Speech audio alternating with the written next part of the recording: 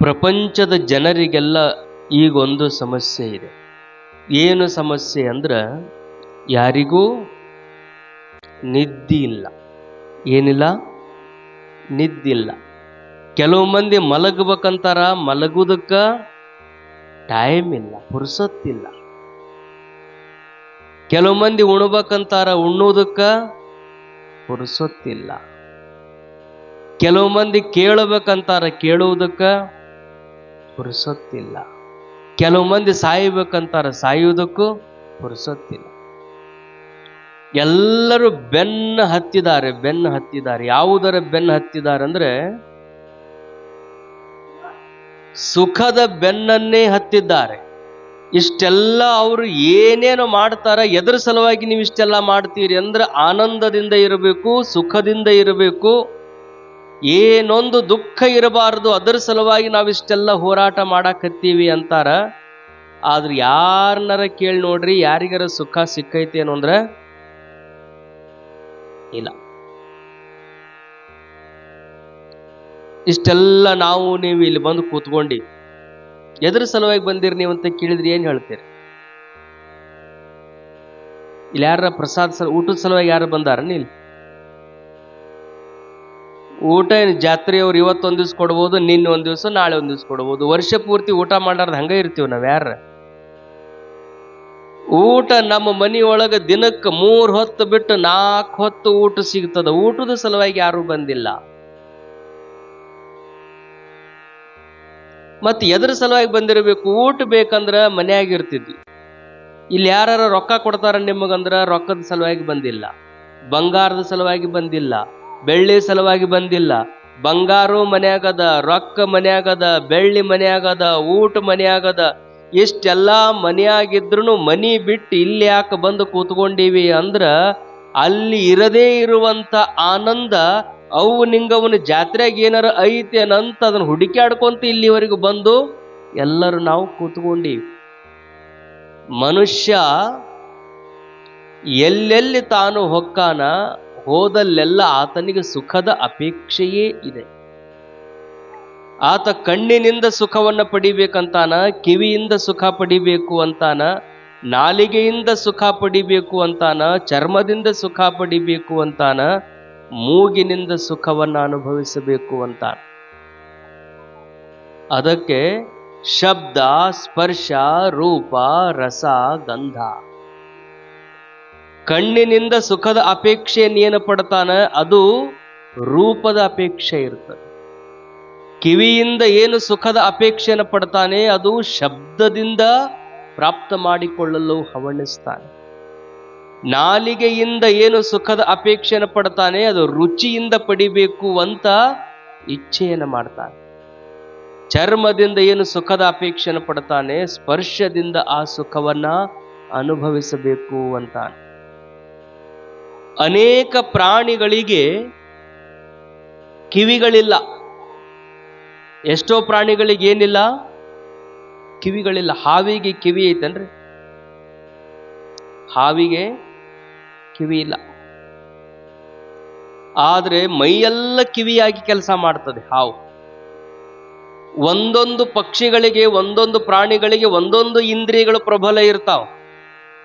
ಹಾವಿಗೆ ಕಿವಿ ಇಲ್ಲ, ಆದ್ರೆ ಕಣ್ಣು ಬಹಳ ಪ್ರಬಲವಾಗಿರುತ್ತೆ. ಕೆಲವು ಪಕ್ಷಿಗಳಿಗೆ ನಾಲಿಗೆ ಬಹಳ ಪ್ರಬಲವಾಗಿರ್ತದೆ. ಹದ್ದಿಗೆ ಕಣ್ಣು ಬಹಳ ಸ್ಟ್ರಾಂಗ್ ಇರ್ತದೆ. ಹದ್ದು ಎಷ್ಟು ಎತ್ತರಕ್ಕೆ ಹಾರಿರ್ತದೆ, ಆದ್ರೆ ಭೂಮಿಯ ಮೇಲೆ ಹರಿದು ಹೋಗುವಂತ ಹಾವು ಅದರ ಕಣ್ಣಿಗೆ ಕಾಣಿಸ್ತಿರ್ತದೆ. ಭೂಮಿ ಮ್ಯಾಲ ಬಿದ್ದಂಥ ಮಾಂಸದ ತುಂಡು ಹದ್ದಿನ ಕಣ್ಣಿಗೆ ಕಾಣಿಸ್ತಿರ್ತದೆ. ಅದು ಎಷ್ಟು ಎತ್ತರದೊಳಗಿರ್ತದೆ. ಸೂಕ್ಷ್ಮವಾಗಿ ಹದ್ದಿನ ಕಣ್ಣನ್ನು ನಾವು ವಿಚಾರ ಮಾಡಿದ್ರೆ ಇವತ್ತ ಮನುಷ್ಯ ಕಣ್ಣು ಹಿಡಿದಂಥ ಇದೇನು ಮೊಬೈಲ್ ಐತಲ್ಲ, ಇದು ಬಹಳ ಅಂದ್ರ 200 ಮೆಗಾ ಪ್ಯಾಕ್ಸೆಲ್ ಅಷ್ಟ ನಮ್ಮ ಮೊಬೈಲ್ನಲ್ಲಿ ಕಂಡು ಹಿಡಿಯುವುದಕ್ಕೆ ಸಾಧ್ಯ ಇದೆ. ಆದ್ರೆ ಪರಮಾತ್ಮ ನಮಗೆ ಕೊಟ್ಟಿರುವಂಥ ಈ ಕಣ್ಣು ಅನ್ನುವಂಥ ಮೊಬೈಲ್ ಏನೈತಲ್ಲ, ಇದರೊಳಗ ಮೊಬೈಲಿನೊಳಗ ವಸ್ತುಗಳನ್ನ ಕಡಿಮೆ ಕಂಡು ಹಿಡಿಬಹುದು. ಆದ್ರೆ ನಮ್ಮ ಕಣ್ಣಿನಲ್ಲಿ 500ಕ್ಕಿಂತಲೂ ಹೆಚ್ಚು ಮೆಗಾ ಪಿಕ್ಸೆಲ್ ಇಟ್ಟು ಇಡೀ ಪ್ರಪಂಚವನ್ನೇ ಅನುಭವಿಸುವುದಕ್ಕೆ ಪರಮಾತ್ಮ ಈ ಭೂಮಿಗೆ ಬಿಟ್ಟಿದ್ದಾನೆ ಅನ್ನುವುದನ್ನು ನಾವೆಲ್ಲರೂ ಮೊದಲು ನೆನಪಿನಲ್ಲಿಟ್ಟುಕೋಬೇಕು. ಇಷ್ಟು ಕೆಲವು ಕಣ್ಣುಗಳಿಂದ, ಕೆಲವು ಕಿವಿಗಳಿಂದ, ಕೆಲವು ನಾಲಿಗೆಗಳಿಂದ, ಒಂದೊಂದು ಪ್ರಾಣಿಗಳು, ಒಂದೊಂದು ಪಕ್ಷಿಗಳಿಗೆ ಒಂದೊಂದು ಇಂದ್ರಿಯಗಳು ಪ್ರಬಲವಾಗಿದ್ರೆ, ಈ 5 ಇಂದ್ರಿಯಗಳು ಪ್ರಬಲವಾಗಿರುವಂತಹದ್ದು ಈ ಜಗತ್ತಿನ ಒಂದು ಪ್ರಾಣಿ ಅಂತಿದ್ರೆ ಅದು ಮನುಷ್ಯ ಪ್ರಾಣಿ ಅನ್ನೋದನ್ನ ನೆನಪಿನಲ್ಲಿಟ್ಟುಕೋಬೇಕು. ಅದಕ್ಕೆ ಇದು ತಿಳಿತು ಅಂದ್ರೆ ದೇವನೂ ಆಗಬಲ್ಲ, ತಿಳಿಲಿಲ್ಲ ಅಂದ್ರೆ ದೆವ್ವನೂ ಆಗಬಲ್ಲ. ಮನುಷ್ಯರಲ್ಲಿ ದೇವರನ್ನೂ ಕಾಣ್ತೀವಿ, ಮನುಷ್ಯರಲ್ಲಿ ರಾಕ್ಷಸರನ್ನು ಕಾಣ್ತೀವಿ. ಯಾಕೆ? ಎಲ್ಲರಿಗೂ ಒಂದ ಕಿವಿ ಅದ, ಒಂದ ಕೈ ಅದ, ಒಂದ ಕಾಲದ. ಅವರು ಮನುಷ್ಯರು, ಅವರು ತಾಯಿ ತಂದೆಯಿಂದನ ಹುಟ್ಟ್ಯಾರ, ಇವರು ತಾಯಿ ತಂದೆಯಿಂದ ಹುಟ್ಟ್ಯಾರ. ಇವರಿಗೆ ಮಹಾತ್ಮರು ಅಂತಾರ, ಇವರಿಗೆ ರಾಕ್ಷಸರು ಅಂತಾರ. ಯಾಕೆ ಅಂತಾರ ಅಂದ್ರೆ ಮನುಷ್ಯ ಅರಿತ ಅಂದ್ರೆ ಅವ ದೇವರಾಗಿ ಬಿಡ್ತಾನ. ಒಂದು ವೇಳೆ ತಾನು ಯಾವುದಕ್ಕಾಗಿ ಹುಟ್ಟಿದ್ದೇನೆ ಅನ್ನೋದನ್ನ ಮರಿತ ಅಂದ್ರೆ ಅವನು ರಾಕ್ಷಸನಾಗಿ ಪರಿವರ್ತನೆ ಆಗಿ ಬಿಡ್ತಾನೆ. ಅದಕ್ಕೆ ಮನುಷ್ಯ ಜನ್ಮದಲ್ಲಿ ನಾವು ಬಂದ ಬಳಿಕ ಬಹಳ ಎಚ್ಚರದಿಂದ ಇರಬೇಕು ಅನ್ನುವುದನ್ನೇ ಶಾಸ್ತ್ರ ಹೇಳುತ್ತದೆ. ಅದಕ್ಕೆ ಶ್ರೀಮನ್ ನಿಜಗುಣ ಶಿವಯೋಗಿಗಳು ಮನುಷ್ಯರನ್ನ ಎಚ್ಚರಿಸುವುದಕ್ಕಾಗಿ ಹೇಳಿದಂತ ಸೂತ್ರ ಯಾವುದು ಅಂದ್ರೆ, ಗುರು ಶಂಭುಲಿಂಗದಿಂ ಪರದೈವ ಮಿನ್ನುಂಟೆ. ನಿಜವಾದ ದೇವರು ಯಾವುದು ಅಂದ್ರೆ ಗುರು ಮತ್ತು ಶಂಭುಲಿಂಗ. ಗುರು ಏವ ಶಂಭುಲಿಂಗ. ಗುರು ಅಂದ್ರೆ ಬೇರೆ ಅಲ್ಲ, ಶಂಭುಲಿಂಗ ಅಂದ್ರೆ ಬೇರೆ ಅಲ್ಲ. ದೇವರು ಅಂದ್ರೆ ಬೇರೆ ಅಲ್ಲ, ಗುರು ಅಂದ್ರೆ ಬೇರೆ ಅಲ್ಲ. ದೇವನೇ ಗುರುರೂಪವನ್ನ ಧರಿಸಿ ಮರ್ತ್ಯದಲ್ಲಿ ತಾನು ಸುತ್ತಾಡ್ತಿರ್ತಾನೆ. ಯಾಕಂದ್ರೆ ಅವನು ಕರುಣಾರಸ ಭರಿತನಾಗಿರ್ತಾನೆ. ಶಿಷ್ಯರ ಮೇಲೆ ತನ್ನ ಅಪಾರವಾದ ಕರುಣೆಯನ್ನ ಅವ ಹರಿಸುವುದಕ್ಕಾಗಿ ದೇವರು ಗುರುರೂಪದ ಧಾರಣೆಯನ್ನು ಮಾಡ್ಕೊಂಡು ಬಂದಿರ್ತಾನೆ. ನಿಮ್ಮ ಮನೆಗೆ ಹೊಸ ಮನಿ ಕಟ್ಟಿರಿ ಅಂತ ತಿಳ್ಕೋರಿ. ಎಷ್ಟು ಮಂದಿ ಹೊಸ ಮನಿ ಕಟ್ಟಿರಿಲ್ಲೇ? ಯಾಕೆ ನಿಮ್ಮನ್ನು ಮಾತಾಡ್ಸಕತ್ತೀನಿ ಅಂದ್ರೆ ನೀವು ಮಗ್ಗಲ್ದವ್ರ ಜೊತೆಗೆ ಮಾತಾಡಕತ್ತೀರಿ. ನೀವು ನಿಮ್ಮದು ವೃತ್ತಿ ನಮ್ಮ ಕಡೆಗೆ ಇರ್ಲಿ, ನಮಗ್ ಗೊತ್ತಾಗ್ತದಿಲ್ಲ. ಮ್ಯಾಲ ಕೂತವ್ರಿಗೆ ನಿಮ್ಮ ಲಕ್ಷ್ಯ ನಮ್ಮ ಕಡೆಗೆ ಇರಲಿಲ್ಲ ಅಂದ್ರೆ ನೀವು ಪರಮಾತ್ಮನ ಕರ್ಕೊಂಡು ಬಂದು ಮುಂದೆ ಕುಂಡ್ರಿಸಿದ್ರೆ ವೃತ್ತಿ ಉತ್ಪನ್ನ ಆಗೋದಿಲ್ಲ. ನೀವೇನೋ ತಿಳ್ಕೊಂಡಿರ್ಬೇಕು, ಆ ಸ್ವಾಮಿಗಳು ಭಾರಿ ಮಾತಾಡಿದ್ರು, ಈ ಸ್ವಾಮಿಗಳು ಭಾರಿ ಮಾತಾಡಿದ್ರು. ನಿಮ್ಮ ಕಡೆಯಿಂದ ಮಾರ್ಕ್ಸ್ ಹಾಕ್ಸ್ಕೊಳ್ಳೋ ಸಲುವಾಗಿ ನಾವು ಅಲ್ಲಿಂದ ಇಲ್ಲಿ ತನಕ ಓಡಿ ಬಂದಿರುವುದಿಲ್ಲ. ನೀವು ಶಾಂತವಾಗಿ ಕೂತು ಕೇಳಿದ್ರೆ ನಾವು ಅಲ್ಲಿಂದ ಇಲ್ಲಿವರೆಗೂ ಬಂದದ್ದಕ್ಕೆ ನಿಮಗೆ ಸಾರ್ಥಕ್ಯ ಸಿಗ್ತದೆ ಹೊರತು ಅದರಿಂದ ಮಹಾತ್ಮರಿಗೆ ಏನು ಆಗ್ಬೇಕಾಗಿಲ್ಲ. ಯಾಕೆ? ಪುಣ್ಯ ಮಾಡ್ಯಾರ ಅನ್ನೋದಕ್ಕನೇ ಅವರು ಧರ್ಮೋಪದೇಶಕ್ಕಾಗಿ ಸುತ್ತಿರ್ತಾರೆ. ಇಲ್ಲಿ ಬಂದು ಕೂತ್ಕೊಂಡ್ರಿ ಅಂದ್ರೆ ಹೆಂಗಿರ್ಬೇಕಲ್ಲ, ಗುರುನಾಥಾರೂಢರಂಗ ಅವರು ತಮ್ಮ ಆವಿಷ್ಯದ ತುಂಬ ಮೌನವಾಗಿದ್ರು. ಸಿದ್ಧಾರೂಢಜ್ಜನ ಆಶೀರ್ವಾದದಿಂದ ಇಡೀ ತಮ್ಮ ಬದುಕಿನುದ್ದಕ್ಕೂ ಮೊದಲು ಮಾತಾಡ್ತಿದ್ರು, ಮೊದಲು ಅವರು ಪ್ರವಚನ ಮಾಡ್ತಿದ್ರು. ಆರೂಢ ಜ್ಯೋತಿ ಅಪ್ಪವರೇ ಅವರಿಗೆ ಪಾಠ ಹೇಳ್ತಿದ್ರು. ಗುರುನಾಥಾರೂಢರಿಗೆ ಶಾಲೆ ಕಲಿಸಿದವರೇ ಆರೂಢ ಜ್ಯೋತಿ ಶಿವಪುತ್ರಪ್ಪ ಅವರು ಅವರಿಗೆ ಪಾಠ ಹೇಳ್ತಿದ್ರು, ಶ್ಲೋಕ ಕಲಿಸ್ತಿದ್ರು. ಆದ್ರೆ ಯಾವಾಗ ಸಿದ್ಧಾರೂಢಜ್ಜನ ಕೃಪಾ ಒಮ್ಮೆ ಆಯಿತು, ಮೌನದಿಂದ ಇದ್ದು ಬಿಡು ಅಂತ ಹೇಳಿದ್ರು. ಹಂಗ ಅವರು ಇಡೀ ತಮ್ಮ ಶರೀರದಿಂದ ಪ್ರಾಣ ಬೇರ್ಪಡುವವರೆಗೂ ಮೌನದಲ್ಲಿನೇ ಇದ್ರು. ನಾವು ಪ್ರಾಣ ಹೋಗುತ್ತಾನ ಮೌನ ಇರ್ರಿ ಅಂತ ಹೇಳಕತ್ತಿಲ್ಲ, ಕಾರ್ಯಕ್ರಮ ಮುಗಿತಾನ ಅಷ್ಟೇ ಇರ್ರಿ ಅಂತ ಹೇಳಕತ್ತಿ. ಮತ್ತಿಷ್ಟು ಹೇಳಿದ ಮೇಲೂ ನೀವು ಮಾತಾಡ್ತೀರಿ ಅಂದ್ರೆ ಇಲ್ಲಿ ಎದುರು ಸಲುವಾಗಿ ಬಂದಿರಿ? 4 ಒಳ್ಳೆ ಮಾತು ಕೇಳಿ ಪುಣ್ಯ ಕಟ್ಕೋಬೇಕಂತ ಬಂದಿರಿ. ಪುಣ್ಯ ಕಟ್ಕೋಬೇಕಂತ ನೀವು ಅಷ್ಟ ಬಂದಿಲ್ಲ. ನಿಮ್ಮ ಸುತ್ತಮುತ್ತಲು ಏನು ಕೂತ್ಕೊಂಡಾರ ಇವರೆಲ್ಲರೂ ಮಹಾತ್ಮರ ದರ್ಶನ ಆಗ್ಲಿ, ಒಳ್ಳೆ ಮಾತುಗಳನ್ನು ಕೇಳಿ ಪರಮಾತ್ಮನ ಹಿತವಚನಗಳನ್ನು ಕೇಳಿ ಸ್ವಲ್ಪ ಪುಣ್ಯ ಸಂಪಾದನೆ ಮಾಡೋಣ ಅಂತ ಎಲ್ಲರೂ ಬಂದಾರ. ಅವರು ಲಕ್ಷ್ಯ ಕೊಟ್ಟು ಕೇಳ್ತಿರ್ತಾರ. ಯಾರು ಪುಣ್ಯ ಪಡ್ಕೋಬೇಕಂತ ಬಂದಾರಲ್ಲ ಅವರು ಲಕ್ಷ್ಯ ಕೊಟ್ಟು ಕೇಳ್ತಿರ್ತಾರ. ನೀವು ಮಗ್ಗಲ್ ಕೂತು ಏನು ಮಾಡ್ತೀರಿ? ನೀವು ಮಾತಾಡ್ಕೋತ ಅವ್ರ ಕಿವಿಗೆ ಬೀಳಬೇಕಾದ ಉತ್ತಮ ಮಾತುಗಳನ್ನು ನೀವು ತಪ್ಪಿಸ್ತೀರಿ. ಬಂದೀರಿ ಅದಕ್ಕ ಪುಣ್ಯ ಕಟ್ಕೊಳಕ, ಪುಣ್ಯ ಪಡ್ಕೋಬೇಕು ಅಂತ ಬಂದವ್ರ ಕಿವಿ ಒಳಗೆ ಒಳ್ಳೆ ಮಾತು ಬೀಳಲಾರ್ದಂಗ ಮಾಡಿದ್ರಿ ಅಂದ್ರ ಅದರಿಂದ ಪುಣ್ಯ ಬರ್ತದೇನು ಪಾಪ ಬರ್ತದೆ? ಒಳ್ಳೇದನ್ನ ಕೇಳಲಾರ್ದಂಗ ಮಾಡಿದ್ರಿ ಅಂದ್ರ ಪಾಪ ಬರ್ತದೆ. ಇಲ್ಲಿ ಬಂದು ಕುಂತು ಪುಣ್ಯ ಪಡ್ಕೋಬೇಕು ಅಂತ ಬಂದವರು ಮಾತಾಡ್ಕೊಂತ ಕುಂತು ಪಾಪ ಕಟ್ಕೊಂಡು ಮನೆಗೆ ಹೋಗೋದಕ್ಕಿಂತಲೂ ಒಂದು ಅರ್ಧ ತಾಸು ಶಾಂತ ಕೂತರಿ ಅಂದ್ರ ಬದುಕಿಗೆ ಒಳ್ಳೇದು ಆಗ್ತದೆ. ಹೆಂಗ ಗುರುನಾಥಾರೂಢಜ್ಜವ್ರು ಮೌನವಾಗಿದ್ರು ಹಾಗೆ ಸ್ವಲ್ಪ ಮೌನದಿಂದ ಕೂತು ಕೇಳಿದಿರಿ ಅಂದ್ರೆ ಶಾಸ್ತ್ರ ನಿಮಗೆ ಬದುಕಿಗೆ ಧೈರ್ಯವನ್ನು ಕೊಡ್ತದೆ. ಸದ್ಗುರುನಾಥನಲ್ಲಿ ಅಂಥದ್ದೊಂದು ಕರುಣಾ ತುಂಬಿಕೊಂಡಿರ್ತದೆನ್ನುವ ಕಾರಣಕ್ಕೆ ದೇವರು ಸಣ್ಣವನು, ಗುರು ದೊಡ್ಡವನು. ದೇವರಿಗಿಂತಲೂ ಗುರುವಿಗೆ ಯಾಕಷ್ಟು ದೊಡ್ಡ ಸ್ಥಾನ ಕೊಟ್ಟಾರಂದ್ರೆ, ನಿಮ್ಮ ಮನೆಗೆ ನೀವ ಒಂದು ಹೊಸ ಮನೆ ಕಟ್ಟಿರಿ ಅಂತ ತಿಳ್ಕೊರಿ. ಹೊಸ ಮನೆ ಕಟ್ಟಿದ ತಕ್ಷಣ ಅಲ್ಲಿ ಎಲ್ಲರನ್ನು ಯಾರ್ಯಾರನ್ನ ಕರಿತೀರಿ? ಬಂದು ಬಳಗ ಅವರು ಇವರು ಎಲ್ಲರೂ ಬಂದಿರ್ತಾರೆ. ತಪ್ಪಿ ನಿಮ್ಮ ಮನಿ ಓಪನಿಂಗಕ್ಕೆ ನೀವು ನಮ್ಮ ದೇಶದ ಪ್ರಧಾನಮಂತ್ರಿಯನ್ನು ಕರ್ಕೊಂಡು ಬಂದಿರಿ ಅಂತ ತಿಳ್ಕೊರಿ. ಯಾರನ್ನ? ಪ್ರಧಾನಮಂತ್ರಿಗ. ಎಷ್ಟು ದೊಡ್ಡ ಮನಿ ಕಟ್ಟಿರ್ಬೇಕು ನೀವು. ಪ್ರಧಾನಮಂತ್ರಿಗಳು ಬಂದಾರ, ಅವ್ರ ಸಲುವಾಗಿ ಬೇಕಾದ ವ್ಯವಸ್ಥೆಯನ್ನು ಮಾಡಿರ್ತೀರಿ.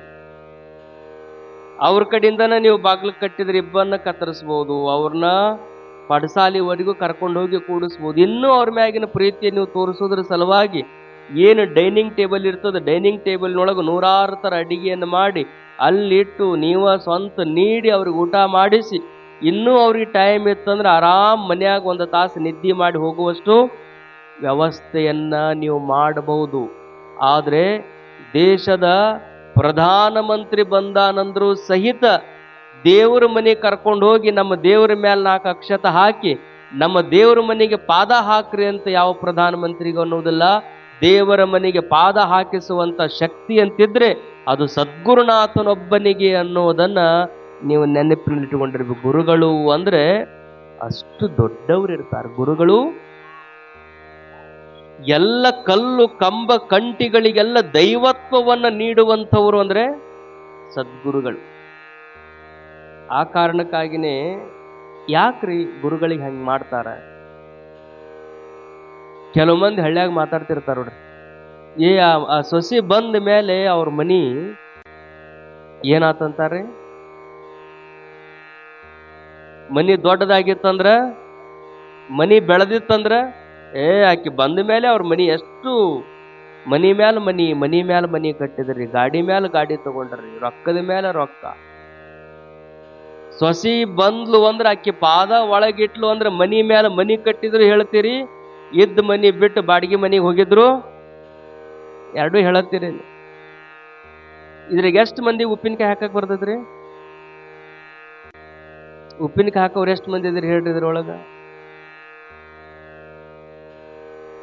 ಉಪ್ಪಿನಕಾಯಿ ಹಾಕೋರ್ನ ಹುಡ್ಡಿಕ್ಯಾಡಿ ಕರ್ಕೊಂಡು ಬರ್ತೀರಿ ನೀವು. ಮಾವಿನಕಾಯಿ ನಿಮ್ಮವ, ಉಪ್ಪು ನಿಮ್ದ, ಖಾರ ನಿಮ್ದ, ಎಣ್ಣೆ ನಿಮ್ದ, ಅದನ್ನ ಹಾಕುವಂತ ಬಾಂಡೆ ನಿಮ್ದ, ಹೆಚ್ಚಿಟ್ಟವ್ರು ನೀವ, ಎಲ್ಲ ನೀವ ಮಾಡಿಟ್ಟಿದ್ರು ಉಪ್ಪಿನಕಾಯಿ ಹಾಕಕ್ಕೆ ನಿಮ್ಗೆ ಹೆದರಿಕೆ ಬರ್ತೈತಿ. ಯಾಕ? ನನ್ನ ಕೈಯನ್ನು ಉಪ್ಪಿನಕಾಯಿ ಮರುದಿವ್ಸ ಕೆಟ್ಟು ಹೋಗಿಬಿಡ್ತೈತ್ರಿ, ಅಲ್ಲೇ ಅಂತ. ಬರೇ ನಿಮ್ಮ ಕೈಯಾಗನ ಯಾವ್ರು ಏನ್ ಮಾಡ್ತಾರ? ಉಪ್ಪಿನಕಾಯಿ ಹಾಕಕ್ ಬಂದವ್ರು ಏನ್ ಅದ್ರಾಗೇನ್ ಮಂತ್ರ ಅಂತಾರ, ಜಾದೂ ಮಾಡ್ತಾರ? ಏನೂ ಮಾಡಂಗಿಲ್ಲ.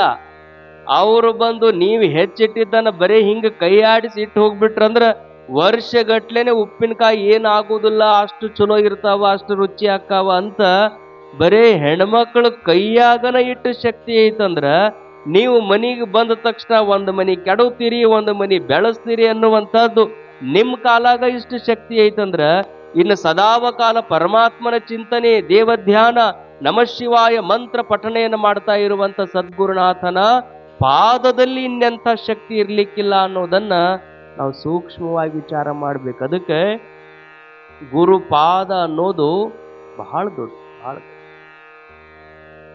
ಈ ನಮ್ಮ ಮನೆಗೆ ಯಾರು ತಪ್ಪಿ ಕಳತನಕ್ಕೆ ಬಂದಾರಂತ ತಿಳ್ಕೊ, ಅವ್ರು ಕಳವು ಮಾಡ್ಕೊಂಡು ಹೋಗ್ಯಾರ. ಇವರ ಕಳವು ಮಾಡ್ಕೊಂಡು ಹೋಗ್ಯಾರ, ಇದ ಜಾಗಕ್ಕೆ ಹೋಗ್ಯಾರ, ಇದ ದಿಕ್ಕಿಗೆ ಹೋಗ್ಯಾರ ಅನ್ನೋದನ್ನ ಗುರುತು ಹಿಡಿಯವ್ರು ಯಾರು? ಯಾರು ಗುರುತು ಹಿಡಿತಾರೆ? ನೀವು ಮನೆಗೆ ಅಷ್ಟು ಮಂದಿ ಬಂದಿರ್ತಿರಲ್ಲ, ಕಳತನ ಆಗಿ ಹೋದ್ಮೇಲೆ ಓಣೆನವ್ರು ಬಂದಿರ್ತಾರ, ನೀವು ಬಂದಿರ್ತೀರಿ, ಯಾರು ಒಬ್ಬರ ಗುರುತು ಹಿಡಿತೀರಿ? ಹಿಡಿಯುವುದಿಲ್ಲ. ಯಾರು ಹಿಡಿತಾರ? ನಾಯಿ ಗುರುತು ಹಿಡಿತಾರ. ಯಾರು ಹಿಡಿತಾರ? ನೀವು ಮಾತಾಡ್ಬೇಕು ಸ್ವಲ್ಪ, ಇಲ್ಲ ನೀವು ನಿದ್ದೆ ಮಾಡ್ತೀರಿ ಅಂತ ತಿಳ್ಕೊಳ್ಳೋ ಸಲ ನಿಮ್ಮನ್ನು ಮಾತಾಡ್ಸಕತ್ತೀನಿ ನಾನು. ಯಾರು ಗುರುತು ಹಿಡಿತಾರ? ಹೆಂಗ ಗುರುತು ಹಿಡಿತದ? ಹೆಂಗ್ ಗುರುತು ಹಿಡಿತದ್ರಿ? ವಾಸನಿ. ಹೆಂಗ ಹದ್ದಿಗೆ ಕಣ್ಣು ದೊಡ್ಡವೋ, ನಾಯಿಗೆ ಯಾವ್ದು ದೊಡ್ಡದು? ಸ್ಟ್ರಾಂಗ್ ಅಂದ್ರೆ ಮೂಗು. ಹೆಂಗ ಕಂಡು ಹಿಡಿತದ? ವಾಸನಿ ಮೂಲಕ ಕಂಡು ಹಿಡಿತ. ಮತ್ತು ವಾಸನಿ ನೀವು ಅಲ್ಲೇ ಅಡ್ಡಾಡಿರ್ತಿರಲ್ಲ, ನಿಮ್ಮನ್ನು ಕಂಡು ಹಿಡಿಬೇಕಾಗಿತ್ತದು. ವಾಸನಿ ಮೇಲೆ ಕಂಡು ಹಿಡಿತದ ಖರೆ. ಕಳತನ ಮಾಡ್ಕೊಂಡು ಹೋಗಿ ಬಂದ ಬಳಿಕ ಆ ಮನ್ಯಾಗ ನೀವು ಹೋಗಿರ್ತೀರ ಅಂದಾಗ ಕಳವಾಗೈತೆ ಅಂತ ನಿಮಗೆ ಗೊತ್ತಾಗ್ಯದ. ಮತ್ತು ನಿಮ್ಮನ್ನ ವಾಸನಿ ಮೂಲಕ ನಿಮ್ಮನ್ನು ಗುರುತು ಮಾಡಬೇಕಾಗಿತ್ತು. ನಿಮ್ಮನ್ನು ಬಿಟ್ಟು ಕಳ್ಳರ ಕಡೆಗೇನೆ ಹೆಂಗೆ ಹೋಗ್ತದ? ಕಠಿಣ ಆತ. ಕಳ್ಳರ ಕಡೆಗೆ ಹೆಂಗೆ ಹೋಗ್ತೈತಿ ಅಂದ್ರೆ, ಮನುಷ್ಯನ ವಾಸನಿಗೆ, ಶರೀರದಿಂದ ಏನು ಮನುಷ್ಯನ ವಾಸನೆ ಬರ್ತಿರ್ತದಲ್ಲ, ಸಾಮಾನ್ಯವಾದ ವಾಸನೆ ಬೇರೆ. ಯಾವಾಗ ಈ ಶಾಲ್ಯಾಗ ಹುಡುಗರು ಒಮ್ಮಿಂದೊಮ್ಮಗ್ಲೆ ಪ್ರಾರ್ಥನಾ ಮಾಡಕ್ ಹಚ್ಚಿದ್ರ, ಒಮ್ಮಿಂದೊಮ್ಮಗ್ಲೆ ಭಾಷಣ ಮಾಡಕ್ ಹಚ್ಚಿದ್ರ, ಅವು ಪ್ರಾರ್ಥನಾ ಮಾಡಿ ಭಾಷಣ ಮಾಡಿ ಇಳೋದು ಹೋದ್ಮೇಲೆ ಅವ್ರ ಜಾಗ ನೋಡ್ಬೇಕಲ್ಲಿ ಏನಾಗಿರ್ತವ. ಶಾಲಿ ಪ್ರೈಮರಿ ಸ್ಕೂಲ್ ಹುಡುಗರು ಎಲ್ಲಿ ನಿಂತಿರ್ತಾವ ಅಲ್ಲೆಲ್ಲ ಬೆವತು ಬಿಟ್ಟಿರ್ತಾವ, ಪಾಟಿಗೆಲ್ಲ ತೋರಿಸಿರ್ತಾರ. ಅಂಗಾಲಿನೊಳಗಿನಿಂದ ಬೆವರು ಬಿಡುತ್ತಿರ್ತದೆ. ಯಾವಾಗಲೂ ನೆನಪಿರ್ಬೇಕು, ಯಾವಾಗ ನಮಗ ಭಯ ಆಕ್ಕದ, ಯಾವಾಗ ನಮಗ ಹೆದರಿಕೆ ಬರ್ತದ, ಹೆದರಿಕೆ ಬಂತು ಅಂದ್ರೆ ಮನುಷ್ಯನ ಅಂಗಾಲಿನಿಂದ ಹಿಡ್ಕೊಂಡು ತಲೆ ಪರ್ಯಂತರವಾಗಿ ಮನುಷ್ಯನಲ್ಲಿ ಒಂದು ಭಯದ ರಸ ಉತ್ಪನ್ನ ಆಗ್ತದ. ಅದು ಭಯದ ಬೆವರನ್ನ ಮನುಷ್ಯನ ಶರೀರ ಬಿಡುಗಡೆ ಮಾಡ್ತದೆ. ಅದು ಎಷ್ಟು ದುರ್ನಾತ ಇರ್ತದಂದ್ರೆ ಮನುಷ್ಯರ ಮೂಗಿಗೆ ಗೊತ್ತಾಗುವುದಿಲ್ಲ. ಅದು ನಾಯಿಗೆ ಆ ಒಂದು ವಾಸನೆಯನ್ನು ಗುರುತಿಸುವಂತ ಶಕ್ತಿ ಅದ. ನಿಮ್ಮ ಮನೆಗೆ ಬಂದಂತಹ ಕಳ್ಳರು ಮನ್ಯಾಗ ಸಾಮಾನು ಕಟ್ಕೊಳ್ಳೋ ಮುಂದೆ ಅವ್ರೇನು ಓಂ ನಮಃ ಶಿವಾಯ ಅನ್ಕೊಂತ ಎಲ್ಲ ಗಂಟು ಕಟ್ಕೊಂಡಿರ್ತಾರನ ಅವರು? ಯಾರು ನೋಡ್ತಾರ ಏನೋ, ಯಾರು ಹಿಡಿತಾರ ಏನೋ, ಯಾರು ಬಡಿತಾರ ಏನೋ ಅಂತ ಹೆದರಿ ಹೆದರಿ ಬಂಗಾರ ರೊಕ್ಕ ರೂಪಾಯಿ ಏನಿರ್ತೈತಿ ಗಂಟು ಕಟ್ಕೊಳ್ಳೋ ಮುಂದೆ ಏನು ಹೆದರಿರ್ತಾರಲ್ಲ, ಹೆದರಿ ಅವ್ರು ಎಲ್ಲೆಲ್ಲಿ ಅಡ್ಡಾಡ್ಕೋತ ಹೋಗಿರ್ತಾರ, ಹೆಂಗ್ ಹೋಗಿರ್ತಾರ. ಆ ವಾಸನೆಯನ್ನು ಹಿಡ್ಕೊಂಡನ ನಾಯಿ ಇಂಥವ್ರ ಕಳತನ ಮಾಡ್ಯಾರಂತ ಹೋಗಿ ಹೆಂಗ ಪತ್ತೆ ಹಚ್ಚತದಲ್ಲ, ಹೆದರಿದಂತ ಮನುಷ್ಯನ ಕಾಲಿನಿಂದ ಅಂಥದ್ದೊಂದು ಭಯದ ರಸ ಬರುವುದಾದರೆ ಸದ್ಗುರುನಾಥನನ್ನ ಮನೆಗೆ ಆಹ್ವಾನ ಮಾಡಿ ಆತನಿಗೆ ಶಾಲ್ ಹಾಕಿ ಮಾಲಿ ಹಾಕಿ ನವವಿಧ ಮಂತ್ರಗಳಿಂದ ಆತನನ್ನ ಸದ್ಗುರುನಾಥ ನಿನ್ನ ಉಪಕಾರ ದೊಡ್ಡದು ಅಂತ ಆತನ ಸ್ತುತಿ ಗೀತೆಗಳನ್ನ ಮಾಡ್ತಾ ಇರುವಾಗ ಸದ್ಗುರು ಪ್ರಸನ್ನ ಚಿತ್ತನಾಗಿ ತನ್ನ ಶಿಷ್ಯನಿಗೆ ಆಶೀರ್ವಾದ ಮಾಡಬೇಕು ಅಂತ ಆನಂದದಿಂದ ಕಣ್ಣು ಮುಚ್ಚಿ ಆತ ಕುಳಿತಿದ್ದ. ಅಂದ್ರೆ ಆತನ ಮೈಯಿಂದ ಆತನ ಕಾಲಿನಿಂದ ಆನಂದದ ಬೆವರು ಹರಿದು ಬರುತ್ತದೆ. ಆ ಬೆವರು ಮನೆಗೆ ಅಂಟಿತು ಅಂದ್ರೆ ಆ ಮನೆಯೇ ಉದ್ಧಾರವಾಗ್ತದೆ ಅನ್ನುವ ಕಾರಣಕ್ಕಾಗಿ ಸದ್ಗುರುನಾಥನ ಪಾದ ಬಹು ಪವಿತ್ರವಾಗಿರುವಂತಹದ್ದು ಅಂತ ಹೇಳ್ತಾರೆ. ನೀನೊಲಿದು ಪಾದವ ನಿತ್ತ ನೆಲವೇ ಸುಕ್ಷೇತ್ರ, ಜಲವೇ ಪಾವನ ತೀರ್ಥ, ಸುಲಭ ಶ್ರೀ ಗುರುವೇ ಕೃಪೆಯಾಗು. ಅದಕ್ಕೆ ಗುರು ಅಂದ್ರೆ ಬಹಳ ದೊಡ್ಡವನು, ದೇವರಿಗಿಂತಲೂ ಸದ್ಗುರುನಾಥ ದೊಡ್ಡವನು ಅಂತ ನಮ್ಮ ವೇದ ಉಪನಿಷತ್ತುಗಳೆಲ್ಲ ಹೇಳ್ತಾ ಬರ್ತಾವ. ಅಂತಹ ಗುರುಗಳು ಯಾವಾಗಲೂ ನಿಮ್ಮ ಕೈಗೆ, ಯಾವಾಗಲೂ ನಿಮ್ಮ ಮನೆಯಾಗ ಸಿಗುವುದಿಲ್ಲ. ಆ ಗುರು ಎಲ್ಲಿ ಅದಾನ ಅಂತ ಕೇಳಿದ್ರೆ ಬೇರೆ ಎಲ್ಲೆಲ್ಲೂ ಹುಡುಕಾಡ್ಕೊಂತ ಹೋಗಬೇಡ್ರಿ. ಒಳ್ಳೆಯ ಮನಸ್ಸಿನಿಂದ ದೇವರು ಸಹಿತ ಒಂದು ಸಾರಿ ನಮ್ಮ ಬಗ್ಗೆ ಕೆಟ್ಟ ಯೋಚನೆಗಳನ್ನು ಮಾಡಬಹುದು. ಕಾರಣ ಏನು ಅಂದ್ರೆ ನಾವು ಮಾಡಿದಂಥ ಪಾಪಕ್ಕನುಗುಣವಾಗಿ ಎಷ್ಟು ಪಾಪ ಮಾಡ್ಯಾನ, ಇವ ನಾಶವಾಗಿ ಹೋಗ್ಲಿ ಅಂತ ದೇವರು ಸಹಿತ ಒಂದು ಕ್ಷಣ ನಮ್ಮ ಬಗ್ಗೆ ಕೆಟ್ಟ ವಿಚಾರ ಮಾಡಬಹುದು. ಆದ್ರೆ ನಮ್ಮ ಬಗ್ಗೆ ಒಂದು ಕ್ಷಣವೂ ಕೆಟ್ಟದ್ದನ್ನ ಯೋಚನೆ ಮಾಡದೇ ಇರುವಂಥ ನಿಜವಾದ ದೇವರು ಯಾರು ಕೂತ್ಕೊಂಡಾರ ಅಂದ್ರೆ ಮನೆಯೊಳಗ ತಾಯಿ ತಂದೆಗಳ ರೂಪದಲ್ಲಿ ಕೂತ್ಕೊಂಡಾರಲ್ಲ, ಅವರೇ ನಿಜವಾದಂತಹ ಗುರು, ಅವರೇ ನಿಜವಾದ ದೇವರು ಅಂತ ಯಾರು ತಾಯಿ ತಂದೆಗಳನ್ನ ಪೂಜಿಸ್ತಾರಲ್ಲ ಅವರು ಪರಮಾತ್ಮನ ಪೂಜೆ ಮಾಡಿದ ಹಾಗೇನೆ. ಅವ್ರನ್ನ ಪೂಜಾ ಮಾಡೋದಂದ್ರೆ ಹೆಂಗ್ರಿ? ಭಾಳ ಚಲೋ ಆತ್ರಿ ಅಪ್ಪುಗಳ, ತಾಯಿ ತಂದಿನ ಪೂಜಾ ಮಾಡಂತ ಹೇಳಿರಿ ಅಂತ ಮುಂಜಾನೆ ಎದ್ದು ಅವ್ರನ್ನ ಎಲ್ಲಿ ಬಿಡ್ಲಾರ್ದಂಗ ಕುರ್ಚಿಯ ಕುಂದ್ರಿಸಿ ಅವ್ರ ಪಾದಕ್ಕೆ ನೀರ್ ಹಾಕಿ ಅದಕ್ಕೆ ಭಸ್ಮ ಹಚ್ಚಿ ಅದಕ್ಕೆ ಕುಂಕುಮ ಹಚ್ಚಿ ದಿನ ಮಾಲಿ ತಂದು ಅವ್ರ ಕೊಳ್ಳಿಗೆ ಹಾಕಿ ಅವ್ರ ಮುಂದೆ ಮಂಗಳಾರತಿ ಅಂದ್ರನೇ ಪೂಜಾ ಅಂತಲ್ಲ. ತಾಯಿ ತಂದೆಯ ನಿಜವಾದ ಪೂಜೆ ಯಾವುದು ಅಂದ್ರೆ ಅವರಿಗೆ ಆರಾಮಿಲ್ಲ ಅಂದ್ರ, ಅವರಿಗೆ ನಡೆಯಕ್ ಆಗಂಗಿಲ್ಲ ಅಂದ್ರೆ ಕೈ ಹಿಡಿದು ನಡೆಸಬೇಕು, ಅವರಿಗೆ ಆರೋಗ್ಯ ಇಲ್ಲ ಅಂದ್ರೆ ಆಸ್ಪತ್ರೆಗೆ ಕರ್ಕೊಂಡು ಹೋಗ್ಬೇಕು, ಅವರಿಗೆ ಬೇಕಾಗಿರುವಂತ ಔಷಧಿ ಉಪಚಾರಗಳನ್ನು ಮಾಡಬೇಕು, ಮಕ್ಕಳಾಗಿರುವಂತವ್ರು ಇಂಥ ಸಂಕಲ್ಪ ಮಾಡಬೇಕು. ಈ ಭೂಮಿಗೆ ನಮ್ಮನ್ನ ತಂದು ಬಿಡುವುದಕ್ಕೆ ನೀವು ಕಾರಣರಾಗಿರಿ, ನಿಮ್ಮ ಕಣ್ಣಿನೊಳಗ ನೀರು ಬರಿಸದಂಗ ಜೋಪಾನ ಮಾಡಬೇಕಾಗಿದ್ದ ನನ್ನ ಕರ್ತವ್ಯ ಐತಿ ಅಂತ ಯಾವ ಮಕ್ಕಳು ತಾಯಿ ತಂದೆಗಳ ಕಣ್ಣಲ್ಲಿ ನೀರು ಬರ್ಲಾರ್ದಂಗ ನೋಡ್ಕೊಂತಾರಲ್ಲ, ಆ ಮಕ್ಕಳು ದೇವರ ಪೂಜೆಯನ್ನ ಮಾಡೇ ಮಾಡ್ತಾರೆ ಅನ್ನುವಂಥದ್ದನ್ನ ನಾವೆಲ್ಲರೂ ನೆನಪಿನಲ್ಲಿ ಇಟ್ಕೋಬೇಕು. ಅಂಥ ಮಕ್ಕಳಿದ್ರನೇ ಅದು ದೇವ ಪೂಜೆ. ಹಂಗ ತಾಯಿ ತಂದೆಗಳ ಕಣ್ಣಾಗ ನೀರು ಬರ್ಲಾರ್ದಂಗ ನೋಡ್ಕೊಂಡ್ ಬಿಟ್ರೆ ಅದುವೇ ನೀವು ಮಾಡುವಂತ ಪಾದ ಪೂಜೆ. ತಾಯಿ ತಂದೆಗಳು ಸತ್ತ ಬಳಿಕ ತಾಯಿ ತಂದೆ ಆಶೀರ್ವಾದ ಅಂತ ಗಾಡಿ ಮ್ಯಾಲ ಅವ್ರ ಹೆಸರು ಬರ್ಕೊಂಡು ಅವ್ರ ಆಶೀರ್ವಾದ ಅಂತ ಅವ್ರ ರೊಕ್ಕ ಅವ್ರ ಹೊಲ ಮಾರಿ ಅವ್ರ ಮನಿ ಮಾರಿ ನೀ ಗಾಡಿ ತಗೊಂಡು ಅವ್ರ ಆಶೀರ್ವಾದ ಅಂತ ಅಡ್ಡಾಡೋದಕ್ಕಿಂತಲೂ ಅವರು ಜೀವಂತವಾಗಿದ್ದಾಗ ಅವ್ರನ್ನ ಪ್ರೇಮ ಭಾವದಿಂದ ಜೋಪಾನ ಮಾಡಿಬಿಟ್ರೆ ಸಾಕು. ಹಿಂಗ ಅನ್ಬೇಕಲ್ಲ, ಅವರು ತಮ್ಮ ಪ್ರಾಣವನ್ನ ಈ ಶರೀರದಿಂದ ಬೇರ್ಪಡಿಸುವಾಗ ತಾಯಿ ತಂದೆಗಳಾಗಿರುವಂಥವ್ರು ಹಿಂಗ ಆಶೀರ್ವಾದ ಮಾಡಬೇಕು.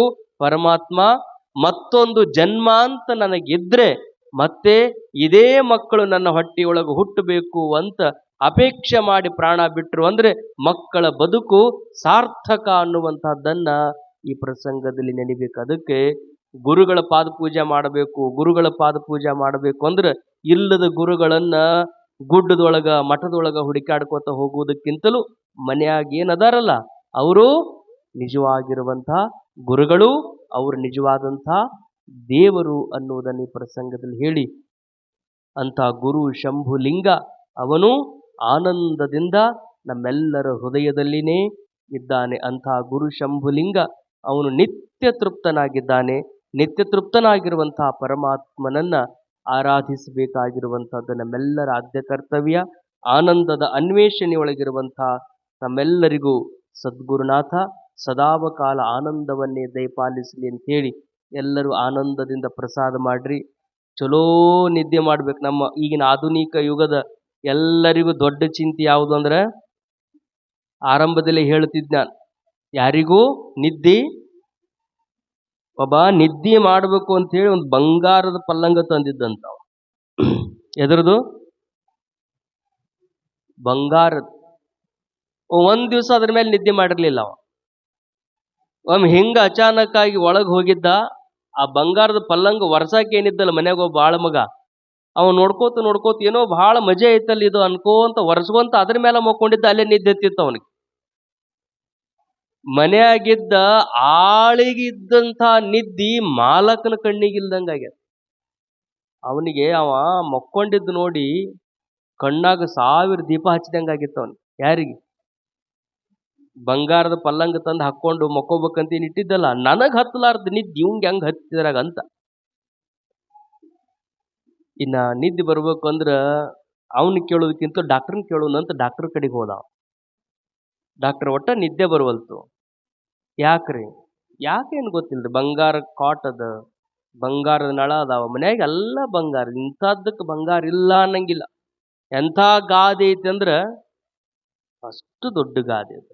ಆದ್ರೆ ಏನಿಲ್ರಿ ಅವನ ಕಣ್ಣಿಗೆ. ಹೇಳ್ಬೇಕು ನೀವು, ಏನಿಲ್ಲ, ನಿದ್ದೆ ಇಲ್ಲ. ಡಾಕ್ಟರ್ ಅದೇನು ದೊಡ್ಡ ವಿಷಯ, ಚೀಟಿ ಬರೆದ್ರು, ಗುಳಿಗೆ ಬರೆದ್ರು, ಎಣ್ಣೆ ಡಬ್ಬಿ ಬರೆದ್ರು, ಏನೇನ್ ನಿದ್ದೆ ಮಾಡಕ್ ಬೇಕು ಅದನ್ನೆಲ್ಲ ಬರೆದು ಕೊಟ್ರವ್ರು. ಅವ ತಗೊಂಡು ಹೋದ, ನಿದ್ದೆ ಗುಳಿಗೆ ತಗೊಂಡ, ಅದಕ್ಕೂ ನಿದ್ದೆ ಹತ್ಲಿಲ್ಲ. ಔಷಧಿ ಬರೆದು ಕೊಟ್ಟಿದ್ರು, ಅದಕ್ಕೂ ನಿದ್ದೆ ಹತ್ಲಿಲ್ಲ. ಏನು ಡಾಕ್ಟರ್ ಕೊಟ್ಟು ಯಾವ ಔಷಧಿಗಳು ಅವನಿಗೇನು ಮಾಡಲಿಲ್ಲ. ಎಲ್ಲರ ಬೇಕಪ್ಪ ಈ ನಿದ್ದೆ ಬೇಕು, ಯಾರ ಕಡೆಗೆ ಹೋಗ್ಬೇಕು ಅಂತ ಹಿಂಗೆ ಪ್ರವಚನಕ್ಕೆ ಬಂದ. ಗುರುಗಳನ್ನ ಕೇಳಿದ, ಗುರುಗಳ ನಿದ್ದೆ ಬರುವಲ್ತೆ, ಹೆಂಗ್ ಮಾಡೋದು? ಅವ್ರಂದ್ರು, ನಿನಗೆ ನಿದ್ದೆ ಬರುವಂಗ ಮಾಡ್ತೀನಪ್ಪ, ಆದ್ರೆ ಒಂದು ಕೆಲಸ ಮಾಡ್ಬೇಕು ನೀವು. ಏನ್ ಮಾಡ್ಬೇಕು ಹೇಳ್ರಿ? ಯಾರು ಚಲೋ ನಿದ್ದೆ ಮಾಡ್ತಾರಲ್ಲ ಅವಂದೊಂದು ಅಂಗಿ ಇಸ್ಕೊಂಡು ಬಾ, ಆ ಅಂಗಿ ಮಂತ್ರಿಸ್ಕೊಡ್ತೀನಿ, ಆಮೇಲೆ ನಿನಗೆ ನಿದ್ದೆ ಬರ್ತೈತಿ ಅಂದ್ರು ಅವ್ರು. ಅವ ಅಂದ, ಈ ಚಲೋ ನಿದ್ದೆ ಮಾಡೋರ್ನ ಎಲ್ಲಿ ಹುಡುಕಾಡ್ಕೊಂತ ಹೋಗ್ಬೇಕು? ಡಾಕ್ಟರ್ ಕಡೆಗೆ ಹೋಗಿದ್ದೆ, ಡಾಕ್ಟರ್ ಬರೆದು ಕೊಟ್ಟ ಗುಳಿಗಿಗೆ ನಿದ್ದೆ ಬಂದಿಲ್ಲ. ನಿದ್ದೆ ನನಗೆ ಬಂದಿರ್ಲಿಕ್ಕಿಲ್ಲ, ಆದ್ರೆ ಬರೆದು ಕೊಟ್ಟ ಡಾಕ್ಟರ್ಗರ ಚಲೋ ನಿದ್ದೆ ಬಂದಿರ್ಬೇಕಲ್ಲ, ಅದಕ್ಕೆ ಆ ಗುಳಿಗೆ ಬರೆದು ಕೊಟ್ಟಾನವ. ಅವಂದ ಒಂದು ಅಂಗಿ ಇಸ್ಕೊಂಡು ಬಂದ್ರ ಆತಂತ ಎಲ್ಲಿ ಹೋದ?